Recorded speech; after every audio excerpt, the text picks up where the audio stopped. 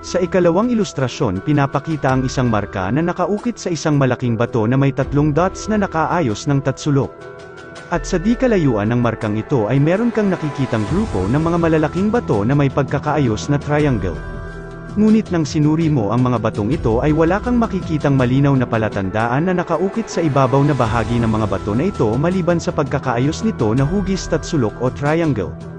At nung sinuri mo ang bawat side o angle ng mga batong marka na ito gamit ang compass, ang isang side na bahagi nito ay hindi tumugma sa isa sa 8 directions ng compass maliban pa dun ang sukat o pagitang distansya ng mga batong marka ay hindi equilateral ang sukat nito. Sa ganitong sitwasyon pinapakita sa ilustrasyon na ang paraan na ginamit ng mga Hapon sa triangle na pagkakaayos na marka ay missing orientation at incorrect dimension. Pagdating sa ganitong sitwasyon na pagkakaayos na mga palatandaang marka ginamit ng mga Hapon, ang kailangan mo lang gawin ay gawin mong tama ang compass orientation ng isang side nito kasabay ng karagdagang sukat upang magiging equilateral dimension ang distansya ng bawat batong marka na bumubuo ng hugis triangle, at ang bahaging ito ay siya naman ang magiging opening spot mo o mismong lugar na dapat mong hukayin para marating mo ang tamang lugar na kinalalagyan ng mga mahahalagang bagay na ibinaon ng mga Hapon sa naturang lugar. Sa ikatlong ilustrasyon pinapakita ang isang bato na may nakaukit na markang tatlong dots na nakaayos ng tatsulok, ngunit ang tatlong dots na ito ay mas malayo ang isang dot na nasa unahan na bahagi nito. At sa di kalayuan ng markang ito ay meron kang nakikitang grupo ng mga kahoy at bato na nakaayos na kahalintulad sa tatlong dots na marka na nakaukit sa isang malaking bato.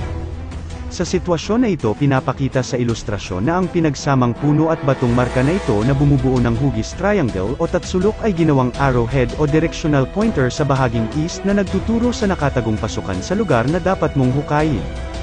Ngunit ang tanong, saang bahagi ka ng lugar dapat magsimulang maghukay, lalo na sa bahaging tinuturo ng arrowhead na pagkakaayos ay wala kang makikitang karagdagang palatandaan na mismong nagtuturo sa lugar na dapat mong hukayin. Sa ganitong sitwasyon, habang binabaybay mo ang bahaging east mula sa mga puno at bato na inayos ng mga Hapon bilang arrowhead, kailangan mong mapagmatsyag sa bahaging south o north dahil maaring ang hinahanap mo na karagdagang palatandaan o marka na mismong nagtuturo sa lugar na dapat mong hukayin ay nasa directions na mga ito. Maaaring gumamit sila ng bato, kahoy o pagkakaayos ng terrain na nasa mas malayong distansya mula sa pinagsamang puno at bato na nakaayos ng tatsulok. Ngunit sa sitwasyon na ito pinapakita sa ilustrasyon na ang ginamit ng mga Hapon bilang directional pointer ay terrain marker o hugis L na creek. Makikita sa ilustrasyon na ang pakurba na bahagi ng hugis L na creek ay siyang ginawang basihan bilang directional pointer sa nakatagong pasukan sa naturang lugar na siyang pinagbabaunan ng mga mahahalagang bagay ng mga Hapon. Sa pang-apat na ilustrasyon pinapakita ang isang bato na may nakatatak sa ibabaw na bahagi nito na tatlong dots na marka na may pagkakaayos na hugis triangle, ngunit sa kaliwang bahagi nito ay merong malaking C na sinasakop ang kabuohang bahagi ng tatlong dots na marka na hugis triangle. Sa pagkakataon na ito pinapakita sa ilustrasyon na ang malaking C na marka na nasa kaliwang bahagi ng tatlong dots na hugis triangle ay sumisimbolo sa isang terrain marker o creek na hugis C. Samantalang ang tatlong dots naman na nakaayos ng tatsulok ay nangangahulugan ng center. Makikita rin natin sa ilustrasyon na ang malaking bato na may nakaukit na tatlong dots na may kasamang C sa kaliwang bahagi nito ay nasa gitna mismo ng hugis C na terrain marker na ginawang marka ng mga Hapon. Maliban sa dalawang marka na ito ay wala ka nang makikitang karagdagang marka o palatandaan sa naturang lugar. Mga marka na tulad ng pagkakaayos ng mga grupo ng mga puno at bato na bumubuo ng hugis triangle. Nagpapatunay lamang ito na ang mismong nakatagong pasukan na dinaanan ng mga Hapon nung ibinaon nila ang mga mahahalagang bagay sa naturang lugar na ito ay nasa ilalim mismo ng batong pinag-ukitan ng tatlong dots at C na marka.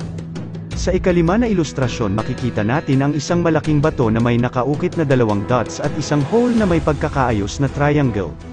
Ngunit sa naturang lugar na ito ay wala kang makikitang mga karagdagang marka na bumubuo ng triangle o may pagkakaayos na tatsulok.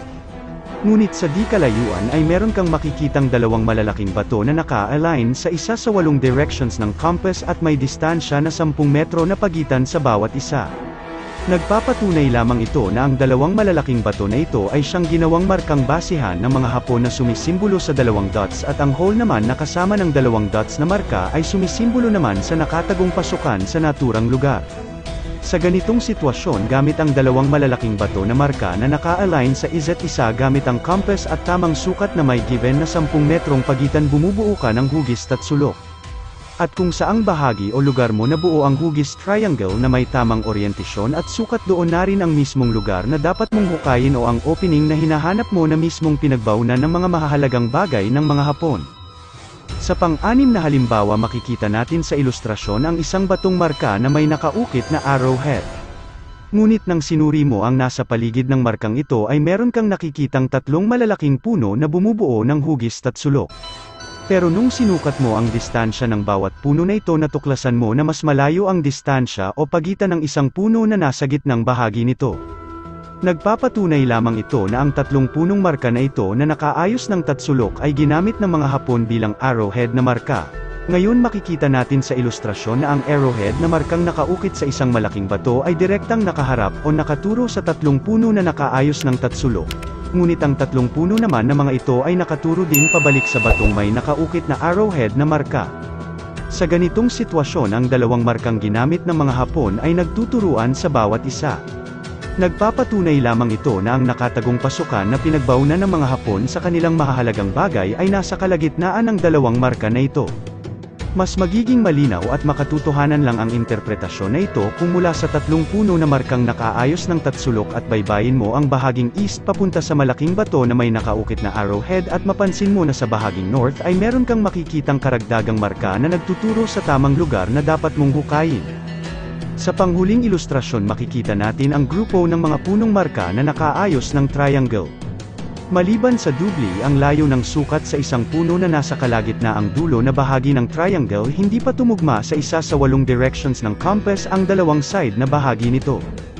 Ganun pa man ang pagkakaayos ng mga punong marka na ito ay masasabi pa rin natin na inayos ito ng mga Hapon bilang palatandaan na ginamit nila sa kanilang ibinaon na deposito sa naturang lugar. Sa kadahilanan na ang isang side na bahagi nito o angle ay tumugma naman sa isa sa 8 directions ng compass. Ang kailangan mo lang gawin ay pagtugmain mo ang bawat sukat ng punong marka na nakaayos sa triangle gamit ang given na sukat na 15 metro. Bumuo ka ng additional spot na nakahugis tatsulok na may sukat na 15 metro at yun na ang lugar na magiging opening spot mo na dapat mong hukayin. Sa ganitong paraan, ang lahat ng angle o side ng triangle ay magiging tugma na sa isa sa 8 directions ng compass. Para sa dagdag kaalaman pagdating sa mga markang inayos ng mga Hapon na hugis triangle na nangangahulugan ng arrowhead, malalaman mo ito sa pagkakaayos nito lalo na pagdating sa sukat.